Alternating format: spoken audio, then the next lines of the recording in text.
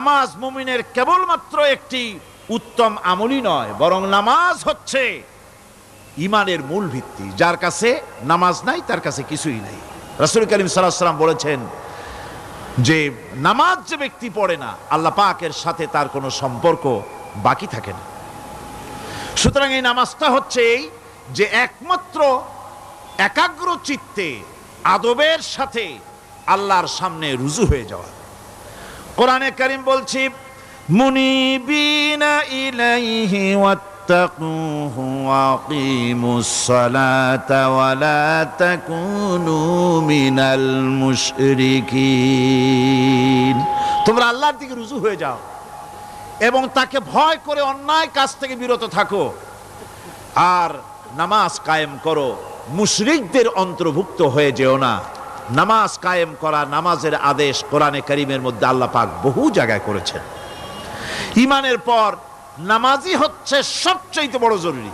একজন মানুষ ঈমান আনলো, যেমন কালকে একজন ঈমান এনেছে, ঈমান আনার সাথে সাথে তার প্রথম কাজ কি বলুন? বলেন, প্রথম কাজ কি? ফজরের নামাজের আগে একজন ইসলাম কবুল করলেন, তার প্রথম দায়িত্ব নামাজকে আদায় করে দেওয়া, ফজরের নামাজ পড়া। জোহরের আগেই কেউ ঈমান আনলো, তার প্রথম দায়িত্ব জোহরের নামাজ আদায় করা। আসরের নামাজের আগে ঈমান এনেছে, তার প্রথম দায়িত্ব হলো আসরের নামাজ আদায় করা। তার মানে হলো ঈমান আনার পর একজন ঈমানদারের প্রথম দায়িত্ব হচ্ছে নামাজ। গুরুত্বপূর্ণ বিষয়, খুব ভালো করে শুনতে হবে, ইয়াদ রাখতে হবে প্রত্যেকটি মুসলমানের। এই নামাজ কি জিনিস, কেমনে আদায় করতে হবে, আদায় না করলে কি হবে, গুরুত্বপূর্ণ এই কথাগুলি প্রত্যেকের স্মরণ রাখতে হবে। কিয়ামতের দিন মানুষ যে জাহান্নামে যাবে, জাহান্নামের জন্য জাহান্নামে যে সব কারণে যাবে তার মধ্যে বড় কারণ কালকে বলেছিলাম, দেখি মনে আছে নাকি? বড় কারণ কয়টা? কয়টা?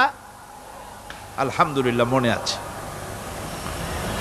আল্লাহ রাব্বুল আলামিন বলেন, ইয়াতাসাআলুনা আনিল মুজরিমিন। কিয়ামতের দিন অপরাধীদেরকে জিজ্ঞেস করা হবে, মা সালাকাকুম ফি সাকার, জাহান্নামে কেন আসছো? জবাবে তারা বলবে, ক্বালু লাম নাকু মিনাল মুসাল্লিনা ওয়া লাম নাকু নুতঈমুল মিসকিন। নামাজ পড়ি নাই আর এতিম মিসকিনদের খেতে দেই নাই, এই কারণেই জাহান্নামে এসেছি। কল নাউযুবিল্লাহ। নামাজ যারা পড়বে না জাহান্নামে যেতে হবে। কোথায় যেতে হবে? আকীদাগত দিক থেকে ঈমান হলো তাওহীদের স্বীকৃতি, আর আমলের দিক থেকে নামাজ হচ্ছে তাওহীদের বহিঃপ্রকাশ। আপনি মুসলমান তা প্রমাণ হবে নামাজ দিয়ে। নামাজহীন ঈমানের দাবি মূল্যহীন। যার নামাজ নাই তার ঈমানের দাবি করার কোনো মূল্যই নেই। অনেক এরকম কথা বলে, হুজুর আমি মানুষটা নিতান্ত খারাপ না, যাই মনে করেন, গ্রামে রাস্তা বানাইছি, ব্রিজ করে দিয়েছি, কালভার্ট করেছি, এতিম মিসকিনরে তাও মাঝে মধ্যে খাবার দেই, বিধবারে কাপড় চোপড় দেই, মানুষটা আমি নিতান্ত খারাপ না, তবে এই মাঝে মধ্যে একটু নামাজ পড়ি না, তাতে কি আমার ঈমান নষ্ট হয়েছে নাকি? আমি বলি, ভাই ঈমানই তো নাই, নষ্ট হবে কি? ঈমান থাকলে না নষ্ট হবে? ঈমান নাই।